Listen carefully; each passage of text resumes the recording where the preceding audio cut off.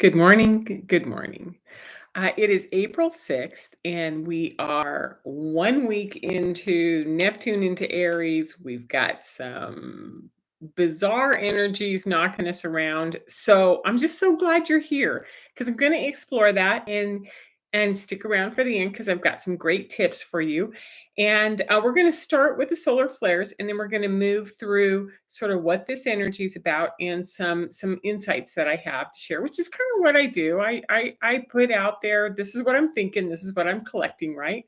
And then, as always, just invite you to go do your own research or go jot down the names of who I'm talking about and go read it yourself so that you can get your own experience out of it. It would be wonderful for just to be able to empower you to do that. Okay, so let's start with the solar flares, right? So it's been a really quiet week. This is the review of just this first week of April so far. So mostly C classes. We had a M5 and a M1, and then we're hanging out today on Sunday at a C1. um, and what I noticed is that since Sunday, it's just been like C1 to M1 to M1. Like really just a lot of C activity, which is tapping you on the shoulder. And make no mistake, those can be intense. So this is a new chart that I found on Space Weather, and the orange ones are the amounts of C classes. The red ones are the M classes, and then there's this maroon, which is going to be just right over here at the tip, right in this section, which was when we had a X class. But if you notice the how often, especially mid-March, where we were having just a lot of C tappings, it sort of gives you an idea that there's been no real relief from from the flares, other than when it gets to this low point, and that we're in solar flare season, and they're going to keep activating you to do something, to kind of get into this, which is, what is it that you're here to do? What is it that you want to do? Okay, so this is just another graph that shows you that we just hung out almost exclusively in the C's, and then there's this little burst up here into an M. What did they call that? It was an M1. Not very big.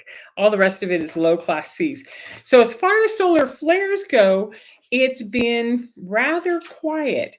Now, because there are coronal holes and CMEs, coronal mass ejections coming off of the sun, we have been in a high G2, G1, G2, which is a geomagnetic storm. We've also been hanging out at the KP index at around 5, 4, 5, and 6. So that means that the auroras are up. It means that the energy's palpable in our bodies, and we can feel it. So the symptoms that we're having are going to be very similar to symptoms we've experienced, which is crankiness, like an irritability, headaches, ear ringing, digestion, sleep, lack of sleep, need more sleep.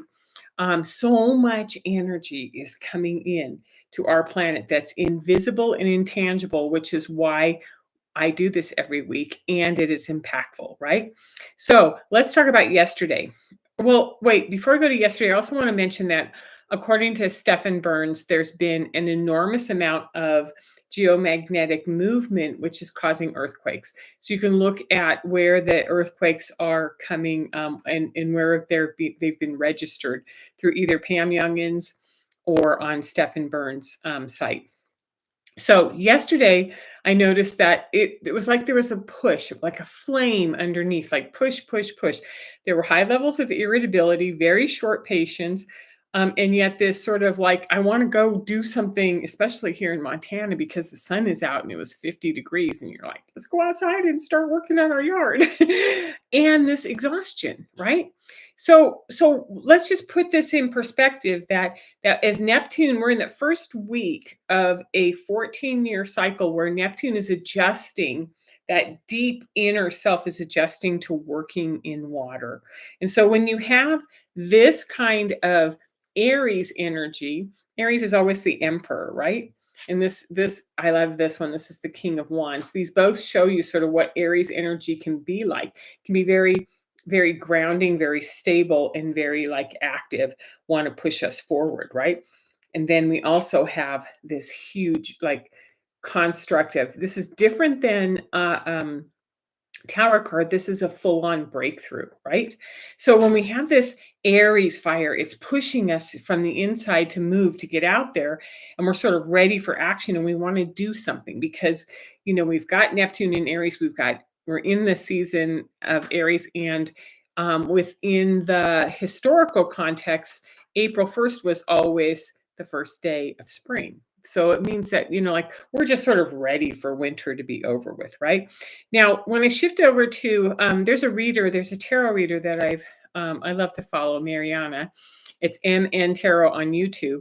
She, pretty much laid out the energies of yesterday, this weekend, over the last week, and she said, we're at that place where we want to push forward. We want to get going on something, right? However, we are integrating. We are profoundly integrating, and there's no point in doing anything until the full moon on the 12th. And the full moon is in Libra. So what we're doing is we're balancing between this push forward and this, like, the beauty of Venus. And Venus goes out of retrograde on the full moon, and the moon is going to be in Libra. So, like, you can sort of see, like, this Aries push and this Libra balance. Now, this is what the Thoth deck does with balance, is that, this is that Egyptian Mott character on balanced on her tiptoes on a sword, holding her entire field in balance. This is the light seers, showing the reflection of the internal external balance. And then we have this fire sort of coming through, right?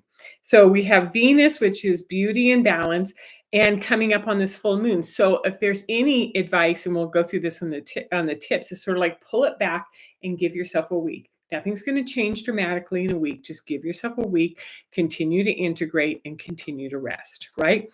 So I was tipped off to Erin, Consciously Erin on YouTube, and Erin does a daily Schumann resonance.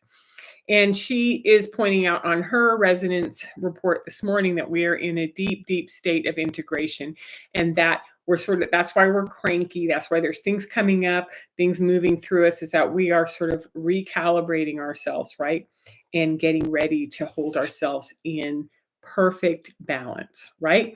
Okay, so my suggestion is that as we are bringing information in and putting it onto this earth, and this is a disc, this is a physical sign, the most important thing we can do is ground. Now, this is the Osho version of the hanged man, but what I like is that it's in the yoga warrior pose. Feet are solidly on the ground. You can see the figure of the human underneath, sort of the head back looking at the stars, sort of being both of the heavens and of earth, right? So I'm going to say ground, ground, ground, ground. Now's when we connect to ourselves. We connect to our breath. We connect to grounding down in as much as we can, so that we can take the loudness of the external away. So the real big question is, how do you ground? And we'll go through that in the tips as well.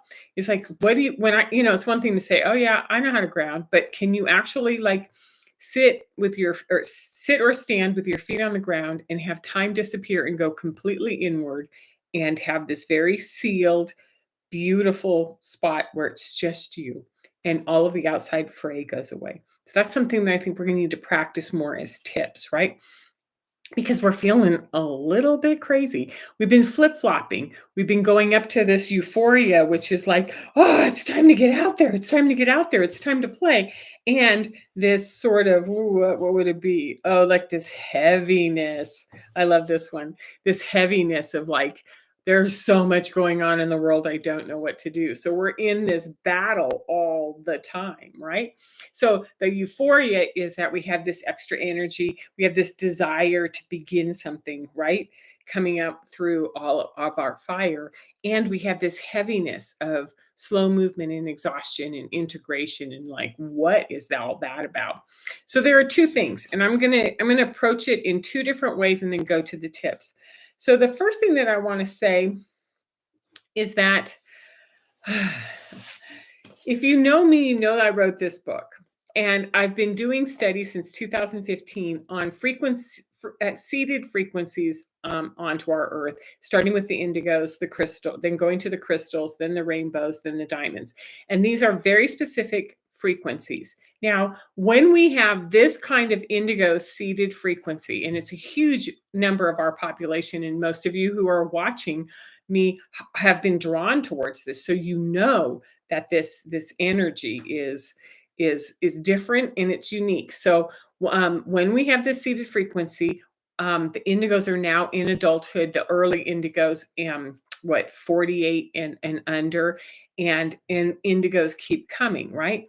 And we're the ones who are here to dismantle. We're the ones who are shifting the world. We're the ones who have been in control of, well, I shouldn't say in control. Our frequency has been influencing those in control and sort of moving us through and dismantling everything, pow, pow, pow. And we're starting to see it now.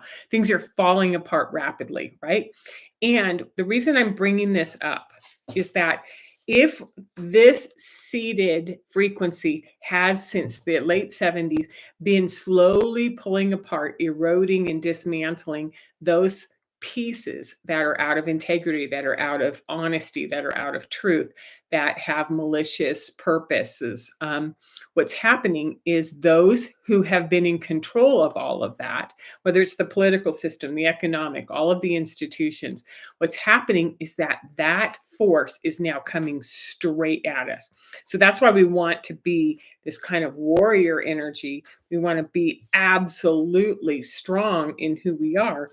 And I love to put her on there because, you don't have to be the fighting warrior. You can just be the absolute clear, clean, I'm not going to get caught up in those thoughts. Because what we're experiencing is media bombardment. We've got fear. We've got another school shooting. We've got protesters. We've got this kind of psychological warfare going on. We've got financial stressors. And it's all here to rattle us so that we fall off of our perch, off of our stability, off of our center, so that we cannot be an effective uh, antenna.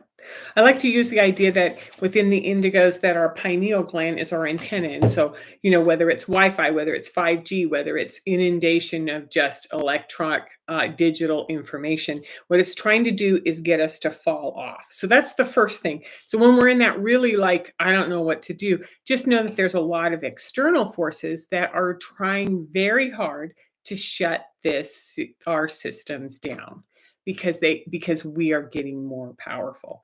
Okay, so that's the first one. The second one is, and I wanted to bring this in, which is the 5 of discs.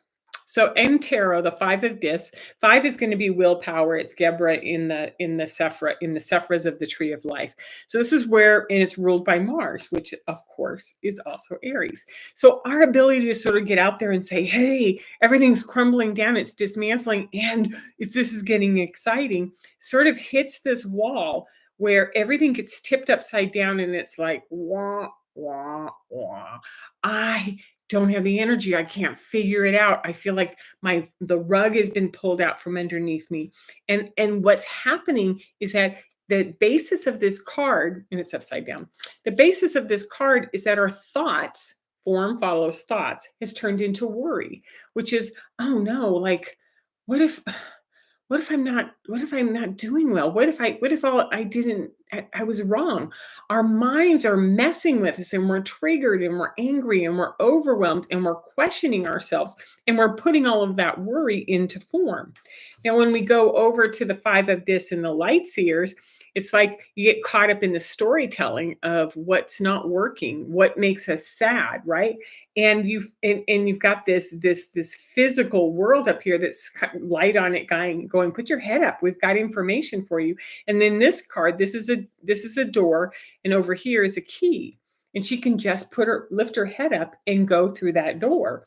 Similar card with Osho, which is an innocent child stuck in these And these are always these gray sort of thoughts, these mechanisms, these like blah, all of the stories that you hear. And on the other side is this bright world that is very rainbow like. And this kid is trying to figure out how to get the chain off. But if you look over here, the lock is unlocked. All the kid has to do is decide, well, maybe I'm not such a great kid. I don't want to be a good boy. I want, or good girl, I want to open that gate and go out there, and I don't really care what happens. So some of us who are rebels figure those locks out really fast, and others take some time. So when I take the indigo sort of crushing on us and this 5 of disc energy, which is we have to integrate into the physical, we have to bring ourselves in to a very grounded present state, right? Then it takes the roller coaster of the ups and downs that we've been on and the second guessing of our choices, our magic, our hopes.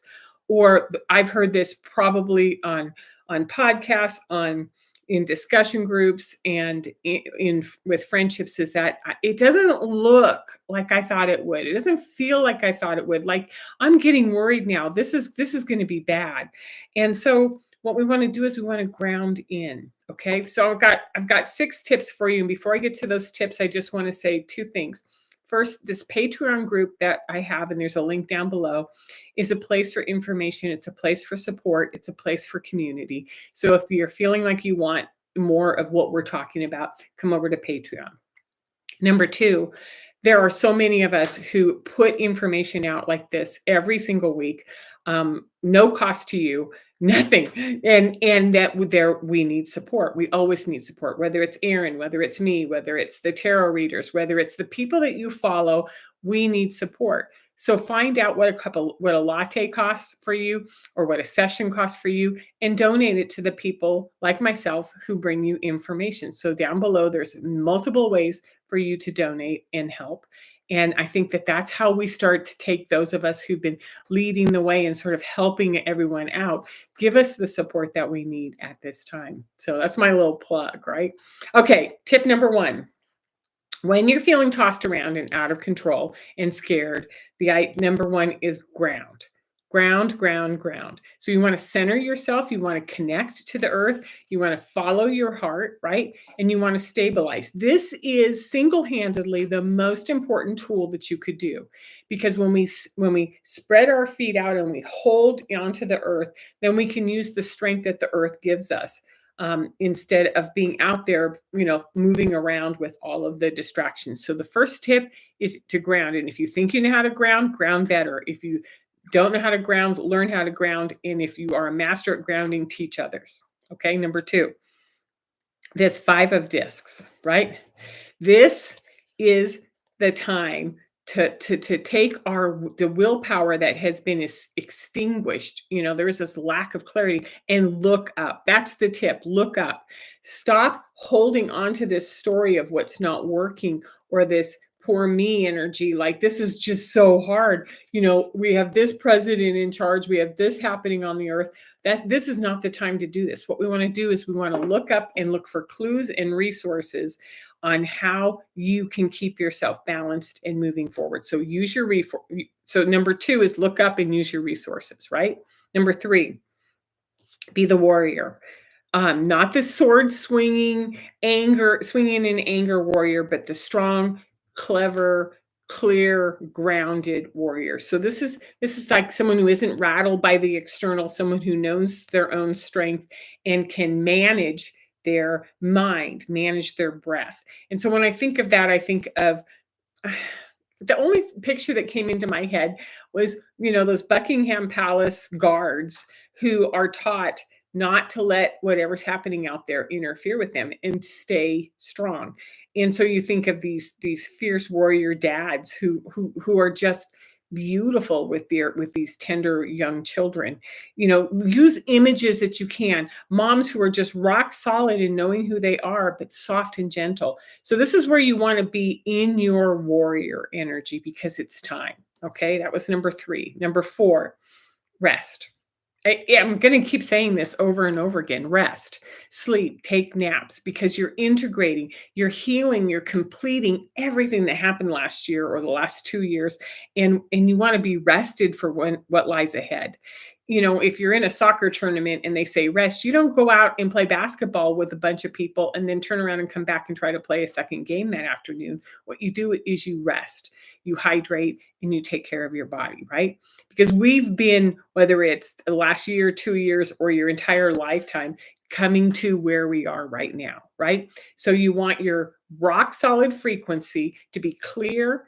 You want your body to be able to respond and move. And it takes, someone who can get out of the doing and into the being to just say, doesn't matter who I am. I know how to do this right now. And when I'm rested, my frequency's clear, my energy's clear, and I'm present, right? So all I'm going to say is at rest, because we're going to need to rest for a little bit longer. Okay. I don't know if it's 2 weeks. I don't know if it's 2 months. I don't know if it's through the whole 2025, but we just need to know that rest is a um, very valuable component to our world. Number 5, dream. Dream, daydream, create images of peace and joy and love and abundance. All of these lovely dreams that what you're doing is you're putting them into form, because form follows thought. So when we start to hold, not the airy fairy, like I don't know who I am, but like, this is who I am. This is what I want. This is what I'm capable of. I want to draw more. I want to travel more. I want to smile more. I want to dance more. Whatever it is, start to hold that as a dream, because then you turn the power of your energetics into form, right? And then last, number 6, is to have compassion, because so many of us are rocked. I've got this carnelian. I hold on to it. We are rocked. Our world is shaking. We're struggling. There's changes rapidly happening, and all of us are at different stages. So have compassion for anybody struggling or suffering, and have compassion for yourself.